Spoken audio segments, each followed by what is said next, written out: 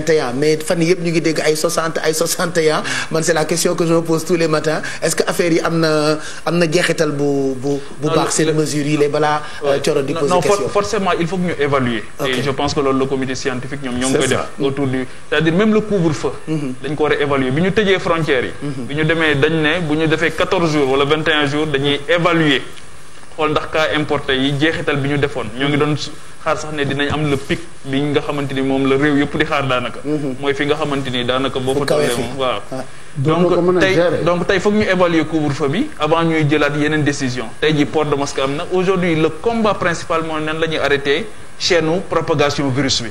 donc gis nañ ay coins yoo xamante ni cas communautaire yi ñoo ngi gën di yokku. donc liggéey bi foog ñu densifier ko mais li ñu seetlu mooy saa bu ñu defee test yu gën a yaatu rek. lim bi day yokk cas yi gën a bëri ci ñu positif. léegi est-ce qu'il faut aller vers un test massif bu gën a bëri soo ko defee doo am foo dugal nit ñi. dëgg la loolu mooy beneen problème bi parce que dugal bi aussi dafa laaj incidence financière bu métti. donc dilemme la ñu nekkee yombul. ni ñu koy gérer nii mooy li mu wax nii benn piste de solution la waaye ñaata nit ñoo fi am kër yoo xamante ni mën nga leen fa dalal. xamante kër yi surtout bu fekkee ne dafa dugg ci banlieue bi ak yenn grande agglomération yi nga xamante ni promiscuité la. kër yi ñu bari ñoom ñoo fay faral di nekk. donc ça devient très très compliqué donc. mooy les mesures barrières. que ñu respecté ko. à la lettre fexe ba bu ñu am soxla hôpital daal. je pense que l'enjeu bi foofu la. voilà en tout cas ñi nga xamante ni mettre nañ leen en quarantaine c'est des personnes qui sont isolées moom li tax mu neex ma maa ngi koy wax sànq saa yu coow amee day fekk moom mu dànkaafu artu ci ay bis ci ginnaaw par exemple coowal dund bi muy wax ni nañ ko dénk takk der yi quelques jours lañ ci def président jël décision boobule coowal drogue bi balaa muy lëmbee Sénégal. moom fekkoon na mu avertir ci nit ñi donc man bëgg naa koo laaj ndax wax yi muy wax ak yenn ci ay sorteem lu lay feeñu la wala da ngay toog rek def sa jàngat mbir mi ñëw dañ ni mag xaritu yàlla la dëgg la tey laa lay jëkk a wax loo xam ne sama bokk yi dëkk Louga ñoom xam nañ ko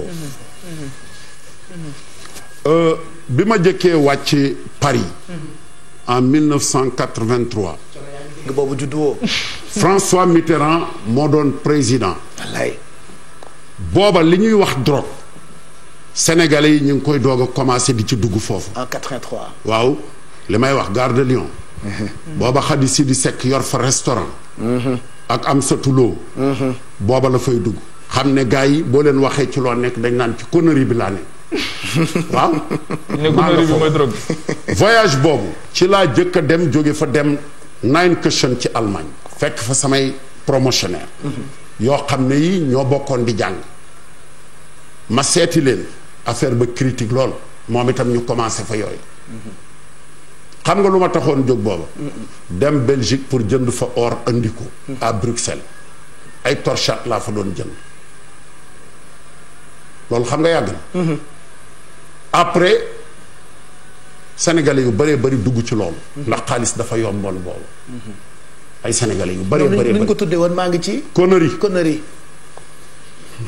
loolu bëgguma cee sori li ci des ndax li may wax dama koy assumer dama wax ni booba immeuble yu bëri fii drogue ko tabax fii loolu laa leen wax fii ngeen nekk ci zone bi waaw léegi kay bu ma ko waxee man ni leen buñ ma woo man danaa leen joxi indication du ma tudd kenn leneen li man CEDEAO laa ne dama jàng rapport yu bari ñu wax ni l'Afrique de l'Ouest est devenue la plaque tournante de la drogue. surtout Sénégal ba pare Sénégal booba ñi ñu catalogué Nigéria la Ghana Sénégal Guinée-Bissau réew yooyu lañ ci catalogué. ñoom jaaykatu drogue yooyu da nga leen xam fii.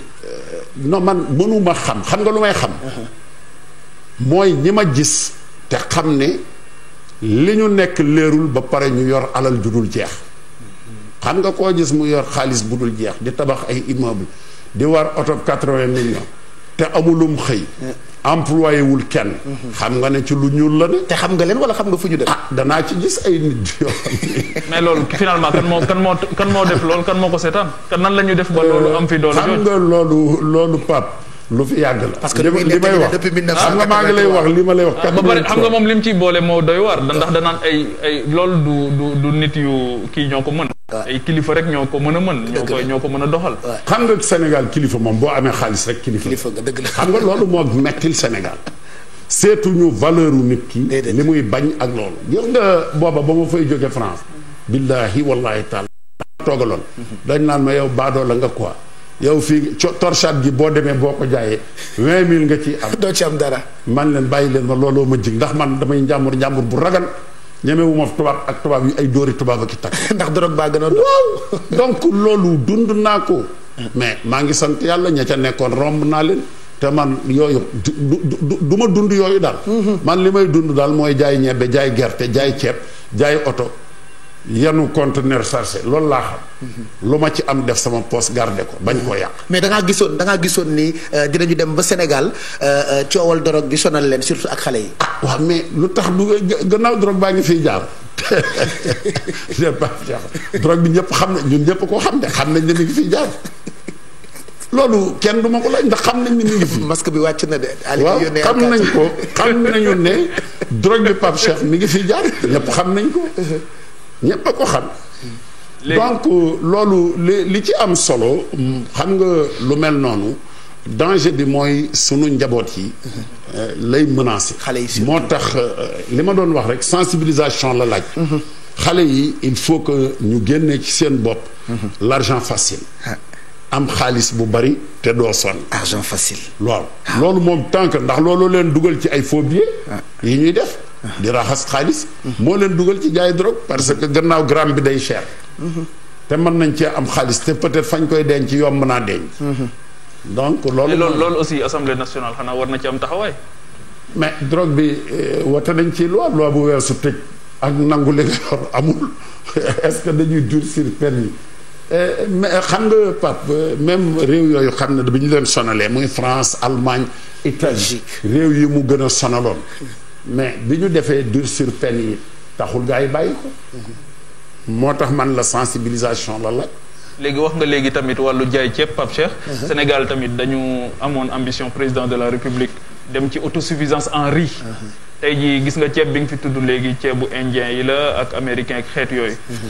ambition boobu fan lañ ci toll tey ak yow mi nga xamante ni tam da nga nekk dans ce domaine là surtout le monde agricole tey jii. ndax jënd bi ñu jënd nii en masse au niveau central ndax tey jii tamit baaxul woon ñu bàyyi xel ñooñu nga xam ay producteurs locaux lañ xool seen stock bi. xam nga li ma gëm mooy bu ñu defoon une bonne politique agricole dootuñu wuti ceeb fenn ndax am nañu suuf soo xam ne su doy su mën a bay li Sénégal di dunde Sénégal waroon naa mën a bay plus de 2 millions de tonnes de riz. padi waroon nañ ko man tey di ñoral xam ne dana équivalent à 1 million de tonnes ou 1,2 million de tonnes de riz blanc am nañ suuf yi am nañu ndox yi donc volonté politique bi moo ci des lan moo empêché sunu état yi ñu aller dans ce sens ndax xam nañ ni ceeb ñun moom la ñuy dundee non seulement bu ñu ciy dundit am na yeneen réew yoo xam ne bu ñu ko amoon peut-être mën nañ leen koo jaay bu ñu amee excédent donc volonté politique rek la. mais autosuffisance fu ñu ci toll ak chiffres yi nga xam avancé woon nañu. autosuffisance moom defaguñ ko ci ceeb ndax buñ autosuffisant woon ceeb bi duñu ndax gëwuma ne ceeb bi 100 000 tonnes yi jënd nañ ci fépp ceeb bu jógee ci vallée bi lépp ceeb bu jógee bitim réew la. te loolu mënoo expliquer ni nous sommes autosuffisants ba pare mënoo jënd xaaj bi au moins fii donc autosuffisance moom def naa kenn dootu ko wax. voilà on retrouve les autres. Thioro Ndoye yow Ndoye xam naa ni waxu drogue bi intéressé na la parce que tout le temps da ngay dox ci affaire fait divers mais on écoute waaw vas-y balaa Thioro. non li mu wax ci drogue bi yëpp man je valide dama koy valider à 100% li mu wax lépp dëgg la. c'est fait divers. waaw mais oui mais laaj bi ma koy laaj pour respecter mesures yi nga xam ne ginnaaw nguur gi mi ngi wax. askan wi ñu bari ñi ngi jëfee mais am na ñu bari ñoo xam ne daal ba léegi. ñi ngi taxaw naan affaire yi amul ak ñoom ma koy laaj est-ce que gënul woon ñu changer communication utiliser ñi nga xam ne ñooy sunu kilifa diine yi xalif généraux yi ci boppam ñu génne leen ñu wax ak ñi nga xam ne ñoo di taalibe yi wax ak ñoom wax ak ñoom ci mesures yi suñu gisee ku mel ni xalif généraux yi ñu takk masque raxas seen loxo yi ñu koy génne ci télé yi en boucle est-ce que du tax askan wi daal di changer doxalin. bon. xam nga kilifa diine moom ci sunu réalité réew dafa doy waar xam nga dem ci sëñ Muntaxa xam ne peut-être moom du génn mën na toog weer woo xam ne doo ko gis nga naan ko takkal ab masque wala sëñ Babacar Sy Mansour mooy sunu kilifa yu baax yooyu yaakaar naa problème la xanaa kay ñu wax loolu leen waxoon nañu jël seen alal def ci c'est à saluer mais ñu continuer wax leen ne nañu xam ne feebar bi lu am la te daana fi am ci jamonoy yonent bi daana fi am ci jamonoy Sidi Hadj Malick Sy jamonoy Serigne Touba te ñoom ñépp li ñu diglee mooy mbas bu amee nañ ko daw ku nekk bul génn fa nga dëkk bul tukki ñun sax ñoo ngi tukki sama maas gi te doy na waar ndax rek bëgg yërëm nit ñi xam ne mbir mi metti na nga yaakaar ne mën nga cee indi benn solution te lu ne mën la cee fekk man damay génn suma doom yi naan ma boo ñibbisee boo jógee Touba dañ lay def quarantaine lu ne dégg naa ko samay dooma ma koy wax donc y a des problèmes waaye nooy demee ànd ki nit ak ki nga doon sax waaw ñuy say bokk lu ne ñu defal la ko ba mu metti nga daw ça pose problème c'est vrai il faut nga ñëw di wax moo tax bi ma demee Touba man damaa wër dem jumaa ji jox leen ay masque dem kër sëñ Touba gi jox waa kër sëñ bi masque sëñ Moussa sunu sëriñ ma jox ko maa ngi wutaati masque pour yóbbu yaat ko léegi comme li ma la wax yóbbu naa ay gel yoo xam ne 300 flacons de 500 millilitres comme bee la dem na tey la àgg te ñun au niveau de l'union des chambres de commerce li ñu cotiser ñun bëggoon ko jàppale nguur gi dama ci wax ak le docteur Ndiadé bu Matam ñun dañ ko bëgg a jëlee 12000 flacons de gel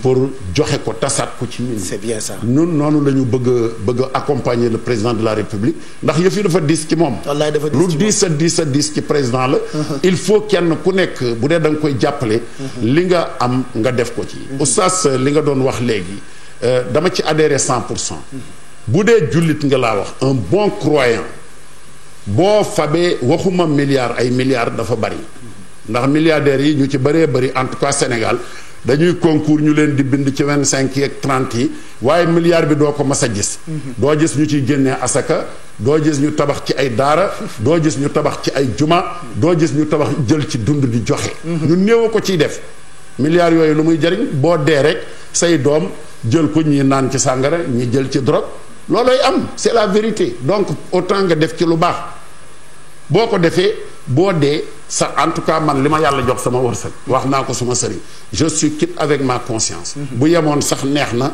ndax gëm naa ne li ma ci yëkkati def ko ci nit ñi ngeen baal ma nag ndax damay dégg léeg-léeg ustaas yi naan kuy def di ko wax du am solo d'accorduma yàlla du noté zéro wuyu ma nit ki bu dee day fecc man koo wax mbaa naan sàngara man koo wax kiy jox def lu baax war na koo wax pour ñu roy ko dëgg la man loolu laa d'accord dëgg la loolu laa d'accord fab xaalis dem jox koy nit ñi ni daara yi nañ leen dimbali man maa ngi dimbali daara yi maa ngi dimbali Pape Cheikh Diallo yelloo na ko ñu ne waroo koo wax ça pose problème il faut que ñu xool li xam liñ bëgg gannaaw kiy def loo xam ne da koy def yàlla dara nekku ci ñun la parrainage nga fab 10 millions joxe ko ñu fecc ba suba jël la ci télévision bi waaye parrainage de tel nga saagar ñii nekk ci toolu yàlla bi mënoo caa def 100 000 francs dëgg la ça pose problème Ouais, kon ñiy def ci yàlla ji nañ ko wax man jox naa téeméeri daara ci Touba